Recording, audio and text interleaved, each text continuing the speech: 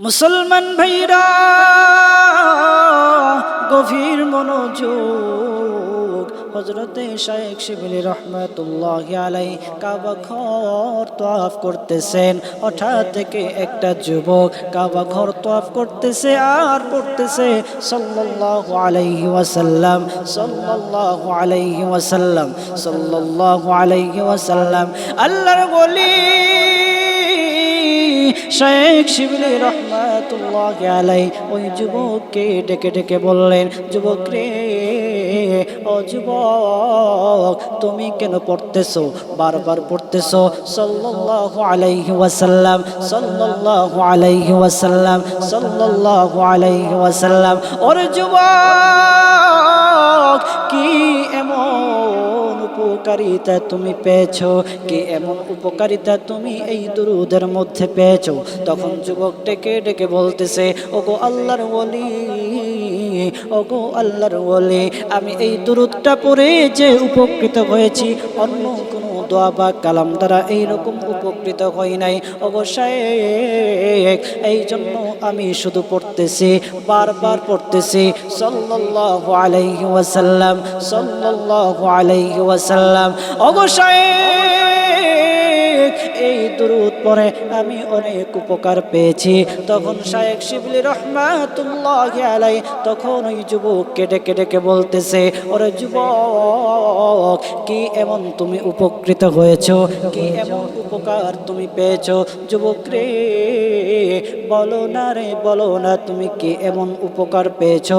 তখন আল্লাহর ওলির কথা শুনে এই যুবক তখন শাইখ শিবলি রহমাতুল্লাহি আলাইহিকে বলতে লাগলো, ওগো শাইখ, আমি আর আমার বাবা হজ করার জন্য মক্কার উদ্দেশ্যে রওনা করলাম।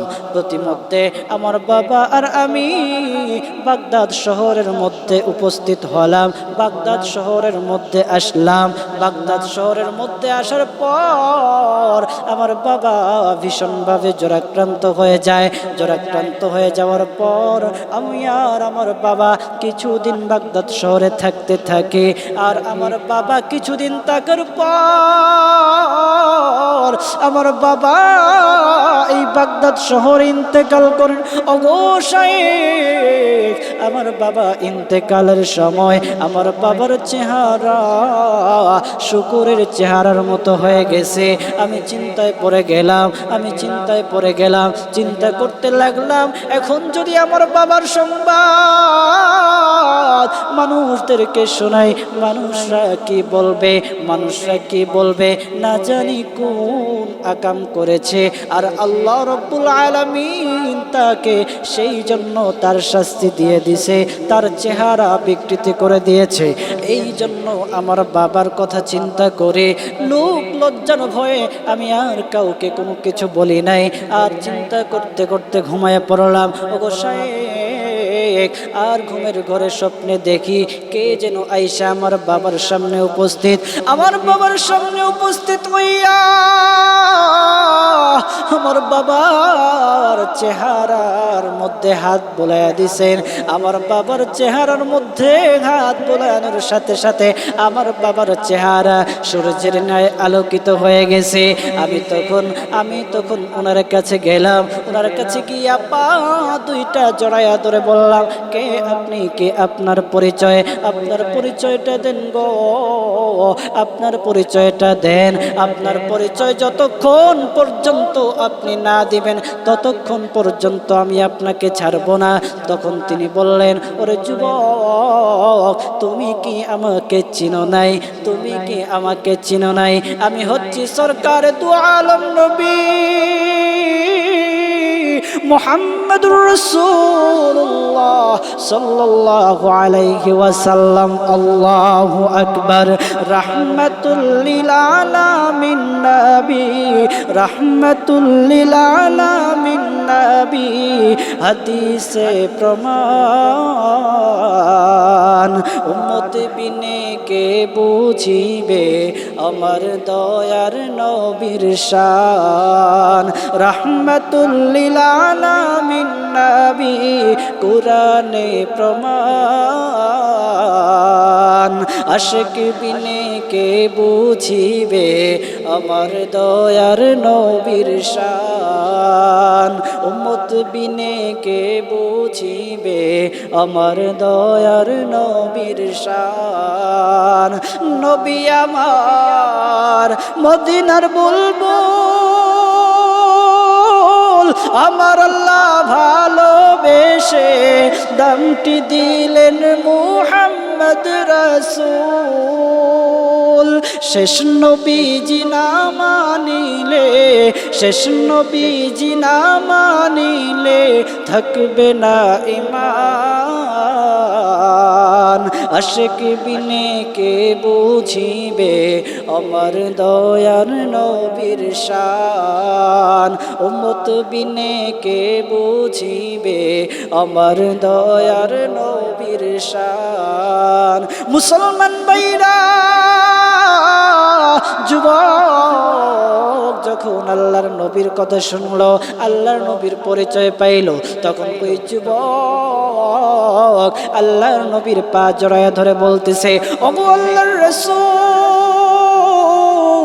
ওগো হাবিব আমার বাবার সংবাদ আপনি কিভাবে পাইলেন ওগো আল্লাহর রাসূল আমি তো কাউকে বলি নাই তখন আল্লাহর রাসূল সাল্লাল্লাহু আলাইহি ওয়াসাল্লাম যুবককে ডেকে ডেকে বলতেছে ওরে যুবক তোমার বাবার একটা আমল ছিল তোমার বাবার একটা আমল ছিল প্রতিদিন আমার প্রতি তোমার বাবা 300 বার দুরূদ পাঠ করত আর এই দুরূদটাকে বান্ডেল বানায়া প্যাকেট বানায়া ফেরেশতারা বান্ডেল বানায়া আমার রোজার মধ্যে দিয়ে আসতো আর তোমার বাবার কথা বলতো তোমার বাবার পরিচয় দিত আজকে যখন তোমার বাবার এই দুরূদটা আমার কাছে পৌঁছায়নি আমি ফেরেশতাদেরকে বললাম ফেরেশতারা রে আমার এই আশিকের দুরূদ কোথায় আমার এই আশিকের দুরূদ তো আজকে আসলো না তখন ফেরেশতারা বলতে লাগলো ইয়া রাসূলুল্লাহ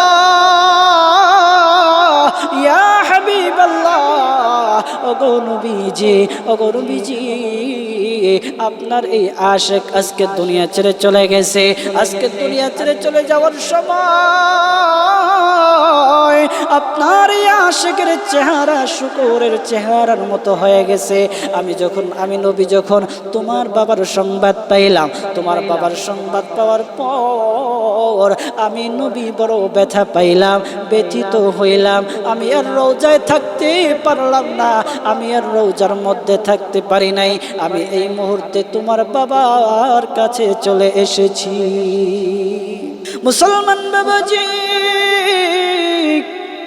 যুবক এই কথা যখন আল্লাহর রাসূল থেকে শুনলো শোনার পর সাথে সাথে ওই যুবকটা ঘুম থেকে উঠে গেল উঠে দেখে ফজরের আজান হয়ে গেছে ফজরের নামাজ আদায় করলো আদায় করার পর দেখে দলে দলে মানুষ তার বাবার জানাজার নামাজ পড়ার জন্য আসতেছে তখন ওই যুবকটা মানুষদেরকে জিজ্ঞাসা করলো আপনারা আমার বাবার কিভাবে সংবাদ পাইলেন আমার বাবার সংবাদ তো আমি কাউকে দেই নাই আমি কাউকে বলি নাই ওগো ভাইরা বলো না তোমরা আমার বাবার সংবাদ কিভাবে পেয়েছো তখন লোকেরা বলতেছে ওগো যুবক তোমার বাবার সংবাদ দুনিয়ার কেউ দেয়নি তোমার বাবার সংবাদ আকাশ থেকে ঘোষণা করে কে যেন বলতেছে ওরে আল্লাহর বান্দারা আমার নবীর বড় পাগলা আশিক আজকে দুনিয়া ছেড়ে চলে গেছে কেউ যদি নিজের গুনাহ ক্ষমা করাইতে চাও নিজের গুনাহগুলি যদি মোচন করতে চাও যাও আমার নবীর আশিকের জানাজায় তোমরা অংশগ্রহণ করো তোমরা যদি অংশগ্রহণ করতে পারো মহান আল্লাহ রব্বুল আলামিন তোমাদের জিন্দেগির সব গুনাহগুলি মাফ করে দেবে আমরা যখন এই রকম সংবাদ পাইলাম সংবাদ পাওয়ার পর আমরা আর বাড়িতে থাকতে পারলাম না আমরা তোমার বাবার জানাজার নামাজ পড়ার জন্য ছুটে এসেছি এই কথাগুলো যখন শায়েখ শিবলি রহমাতুল্লাহি আলাইহি শুনছেন শোনার পর বলতেছেন ওরে যুবক রে তুমি যে আমলটা দুরুদের আমলটা ধরেছো, এই দুরুদের আমলটা আরো ভালোভাবে দৃঢ়ভাবে আঁকড়ে ধরো, দেখবা তুমি দুনিয়াতেও সফল হয়ে যাইবা, আর পরকালেও মহান আল্লাহ রব্বুল আলামিন তোমাকে মহান আল্লাহ রব্বুল আলামিন আল্লাহর নবীর সাথে জান্নাতে দিয়ে দিবে।